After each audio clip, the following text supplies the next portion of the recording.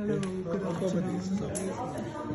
My name is Allyson Williams MBE, and I have written my autobiography called Tell Me Something I Don't Know.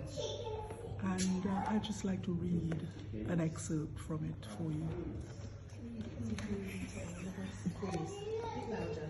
Louder.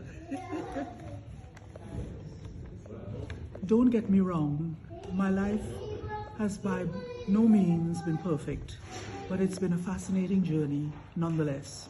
I enjoyed many highs and lows throughout this journey.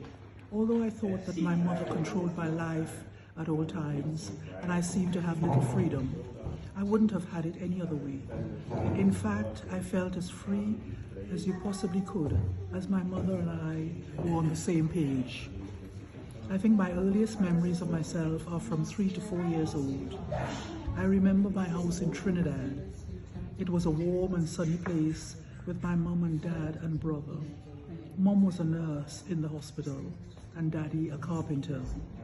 The sunshine was there all day, even when it rained, but it was still warm. I remember the sky had lots of stars at night that were very bright and seemed so close that you could almost touch them and count them. There were lots of trees full of fruits sometimes and flowers, although our yard seemed to be a bit barren with a broken down fence at the front. Our house was interesting too. It was wooden with lots of windows and shutters. It also had 2 addresses that we could use. The front house was in the big yard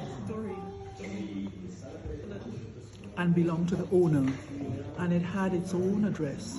She lived alone with the yard full of flowers. She would call us when we passed by, and we would sit on the veranda and chat with her. Our house was behind this one, but the front of our house was on another street, so we had yet another address. My mom had a lot of friends, most of them working with her in the hospital. We also had a family of aunts, uncles, and cousins, but I didn't know them very well at this point. Daddy would take us to meet Mommy sometimes after work, and we would go into this huge, ugly building that looked grey and was noisy all the time. There were lots of people, some looking sick, some crying, some screaming in pain, some in uniform in different colors. I soon realized my mom's best friend was Auntie Jenny, who was also a nurse there.